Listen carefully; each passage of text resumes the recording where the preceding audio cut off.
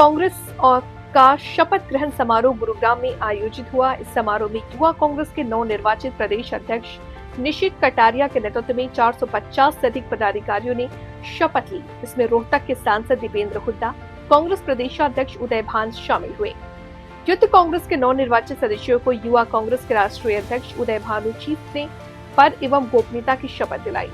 कार्यक्रम में पहुंचे सांसद दीपेंद्र हुड्डा ने कहा कि भाजपा ने साम दाम दंड भेद की राजनीति कर हरियाणा में सरकार बनाई थी।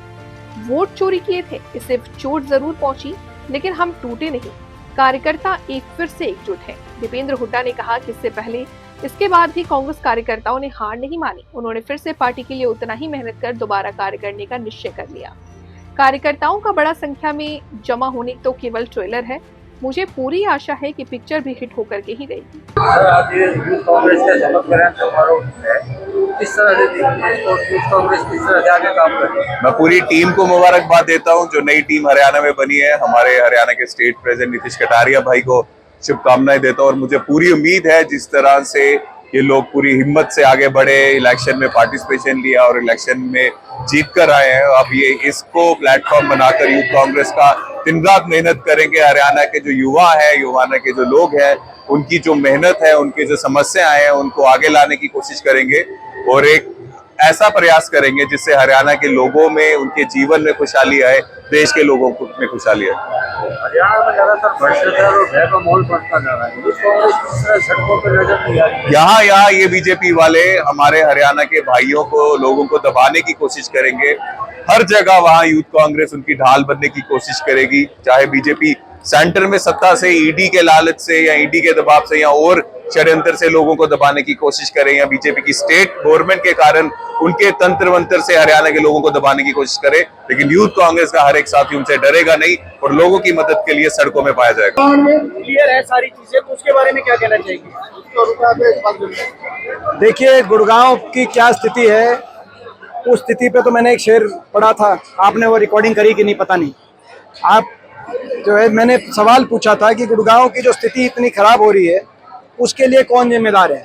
आज गुड़गांव में सब जानते हैं, टूटी सड़कें, प्रदूषण में देश में नंबर 1 पे आ गए गुड़गांव, वायु प्रदूषण में, जल भराव, सीवरेज की समस्या, साफ सफाई और की समस्या, गंदगी आज गुड़गांव वासियों को सामना करना पड़ रहा है।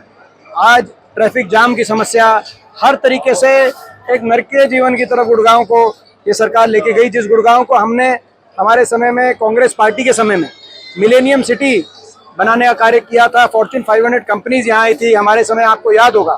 गुड़गांव में चाहे वो रैपिड मेट्रो हो, चाहे गुड़गांव के अंदर गुड़गांव एक्सप्रेसवे उस समय बना, फरीदाबाद गुड़गांव 4 लेन की उस समय स्थापित हुआ, मानेसर के अंदर विश्व स्तरीय IMT उस समय एक बड़ा औद्योगिक केंद्र बना, ESI अस्पताल बना, गुड़गांव यूनिवर्सिटी बनी, इंडियन नेशनल डिफेंस यूनिवर्सिटी उस समय गुड़गांव के अंदर हम लेके आए थे।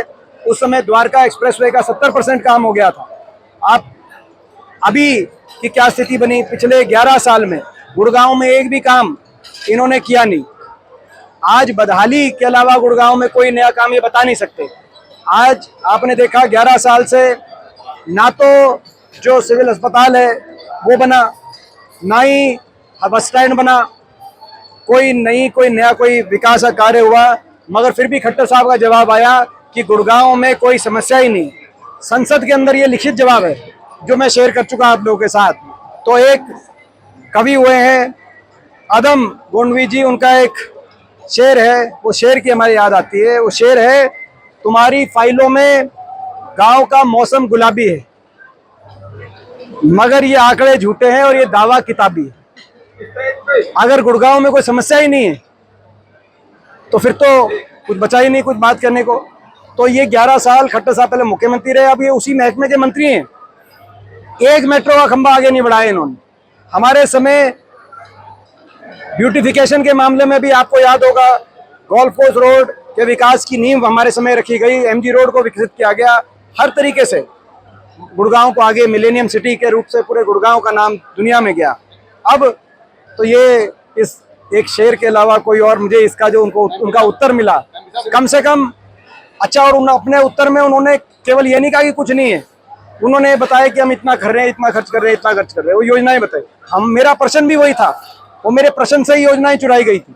मैंने कहा था कि ये जो इतना सरकारी आंकड़ों में और कागजों में इतना किया जा रहा है तो कहाँ जा रहा है, उन्होंने उसी को रिपीट किया। सर क्या तो ये सरकार जो फेक वोटिंग हुई है, क्या कांग्रेस की हार का कारण वही है? देखिए, हम पहले से कह रहे हैं कि भाजपा की जो सरकार है, यंत्र मंत्र तंत्र इनमें सब आ गया, साम दाम दंड भेद, बेइंतहा हर तरीके से चुनाव आयोग का दुरुपयोग, कभी इलेक्शन की डेट बदलवाते हैं, कभी महाराष्ट्र से अलग कराते हैं, कभी चुनाव के अंदर इस तरह की हरियाणा में धनवर्षा की भाजपा ने चुनाव के समय, आप समझ गए जो मैं कह रहा हूं, और कभी फेक वोटर और वोटर लिस्ट के अंदर गड़बड़ियां करने का कार्य करते हैं, जो कि आपने बड़े पैमाने पे राहुल जी ने जो प्रेस कॉन्फ्रेंस करी है उससे साबित हुआ है।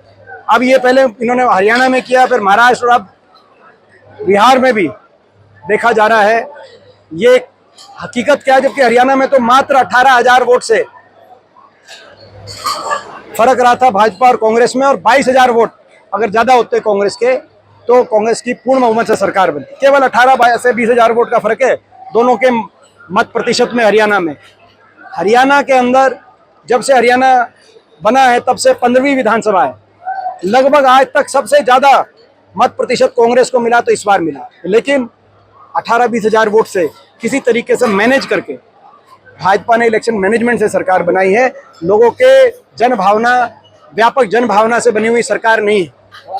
यही हमारा कहना है। अगर जनभावना होती तो खट्टर साहब को यूं बदलना ना पड़ता। अगर उन्होंने अच्छा काम किया होता तो हरियाणा में ही चलाते। कई इनके मुख्यमंत्री 3-3, 4-4 टर्म भी रहे, मगर उनको बदलना पड़ा। वो यहाँ के लिए नहीं, लेकिन उनको सेंटर में। कैप्टन अजय यादव ने कहा है कि अध्यक्ष बदलने वाले, तो क्या कुछ ऐसा विचार? वो कांग्रेस का संगठन का अपने वक्तव्य में मैंने कह दी थी, आप वहां से लेना। हम बधाई देते हैं युवा कांग्रेस की सारी टीम, निशित कटारिया जी के नेतृत्व में जो नई टीम जीत के आई है, जो हमारा युवा कांग्रेस का चुनाव का जो प्रक्रिया है उस प्रक्रिया से उभर के आई, और इस पूरी टीम को शुभकामनाएं, बधाई। एक बड़ी जिम्मेदारी आज शपथ ली है टीम ने, और मैंने यही कहा कि ये शपथ केवल संगठन में अपनी जिम्मेदारी निभाने की नहीं होगी, ये हरियाणा के नौजवान के भविष्य को बचाने की शपथ है, ये लोकतंत्र बचाने की शपथ है, ये संविधान बचाने की शपथ रहेगी। तो ये शपथ ली है, हमारी शुभकामनाएं। तो कृपया स्टेज पे पहुंचा दें।